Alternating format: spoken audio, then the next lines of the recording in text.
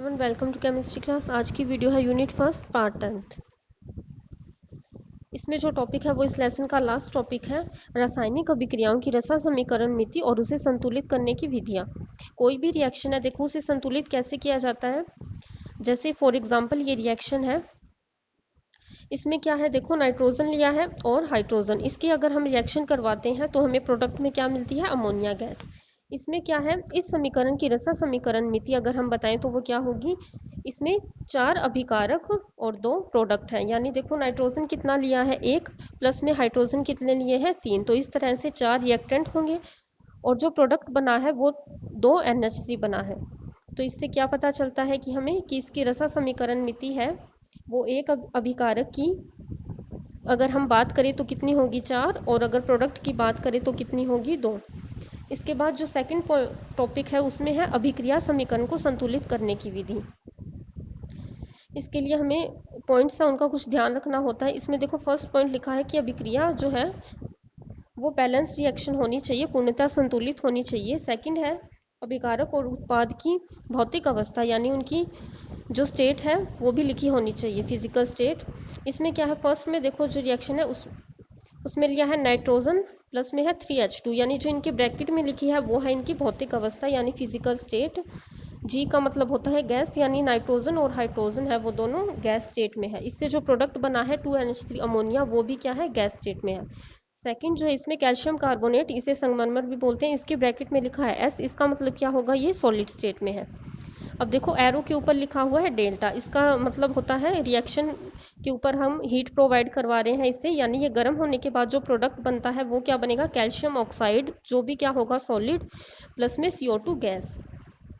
इसके बाद जो थर्ड पॉइंट है वो देखो क्या होता है, यदि कोई अभिक्रिया गर्म करने से होती है तो हमें तीर के ऊपर ये डेल्टा का निशान लगाना होता है।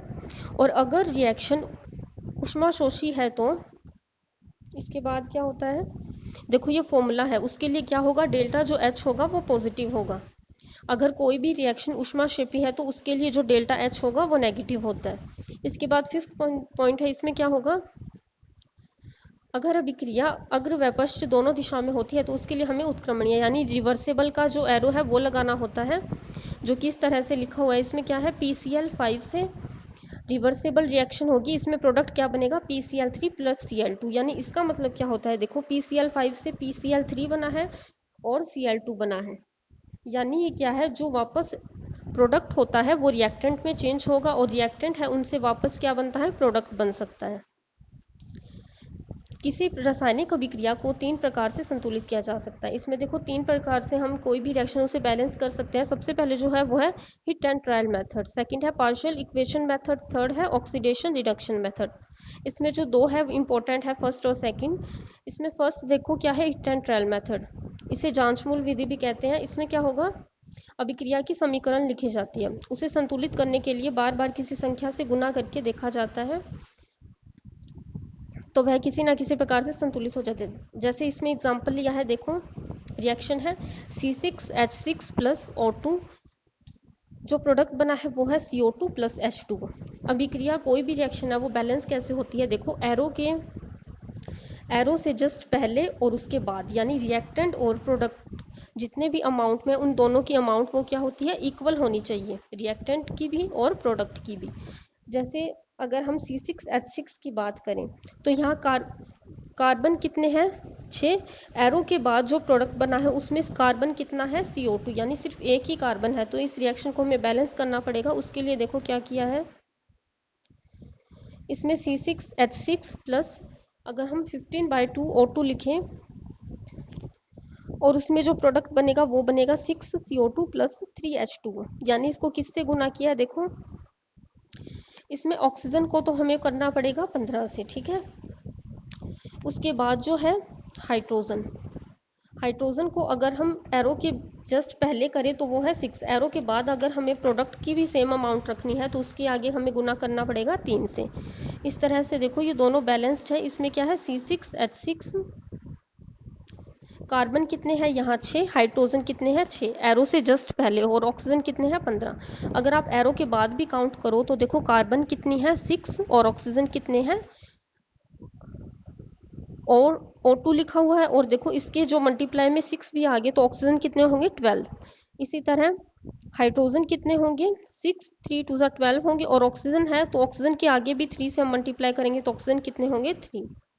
इस तरह से ये एक बैलेंस रिएक्शन है।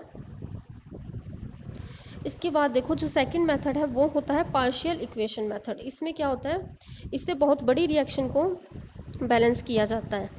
इसमें जो है सबसे पहले पॉइंट ध्यान रखने के लिए वो है, हमें सबसे पहले मुख्य अभिक्रिया को छोटे भाग में तोड़कर लिखा जाता है। इन छोटे भागों को संतुलित करते हैं, अब इन भागों को जोड़कर मुख्य अभिक्रिया लिखते हैं। जैसे आपको एग्जाम्पल के थ्रू समझ आएगा। इसमें देखो ये कोई भी रिएक्शन है, इसमें लिखा है KMnO4 plus FeSO4 plus H2SO4, और जो इसमें प्रोडक्ट है वो क्या बन रहा है K2SO4 plus MnSO4 plus Fe2SO4 की होल थ्राइस प्लस H2O।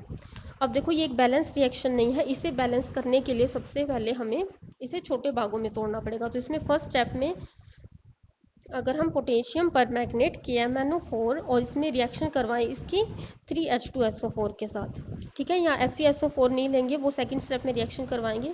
तो देखो जो इसमें प्रोडक्ट है वो क्या बनेगा K2SO4 plus 2MnSO4 plus 3H2O plus में 5 ऑक्सीजन। अगर आप एरो के पहले और एरो के जस्ट बाद में प्रोडक्ट और रिएक्टेंट की अमाउंट काउंट करो तो वो क्या होगी, इक्वल होगी। ये हम लास्ट में देखेंगे जो रिएक्शन की। अब देखो सेकंड स्टेप में क्या किया है, FeSO4 के साथ ऐड किया है H2SO4। इसमें एक ऑक्सीजन और ऐड करनी पड़ेगी रिएक्शन को बैलेंस करने के लिए। तो इसमें जो प्रोडक्ट है वो क्या होगा FeSO4 की होल थ्राइस प्लस में H2O। अब इन दोनों जो भी हमें एरो के बाद जो भी हमें प्रोडक्ट मिली है इन दोनों को ऐड करना है। वो क्या होगा 2KMnO4 प्लस में 10 FeSO4 प्लस 8 H2SO4, और प्रोडक्ट क्या बनेगा K2SO4 प्लस 2MnSO4 साथ में 5 Fe2SO4 की होल थ्राइस प्लस 8 H2O। अब आप सभी को अगर काउंट करो, देखो एरो से पहले अगर हम रिएक्टेंट को काउंट करते हैं, इसमें क्या है देखो पोटेशियम कितने लिए हैं 2, और इसमें मैग्नीज कितने लिए हैं 2। ऑक्सीजन की अगर हम काउंट करें तो टोटल 80 है, वो आयरन है 10, सल्फर इसमें है 18 और हाइड्रोजन है 16। ऐसे ही आप एरो के अगर बाद में जो प्रोडक्ट बने हैं उनकी भी अमाउंट अगर आप काउंट करेंगे तो वो भी क्या आएगी, इनके इक्वल आएगी। इस तरह से ये एक बैलेंस रिएक्शन है। लास्ट जो रिएक्शन है वो है बैलेंस रिएक्शन। आई होप आपको समझ आया होगा। Thank you so much for watching.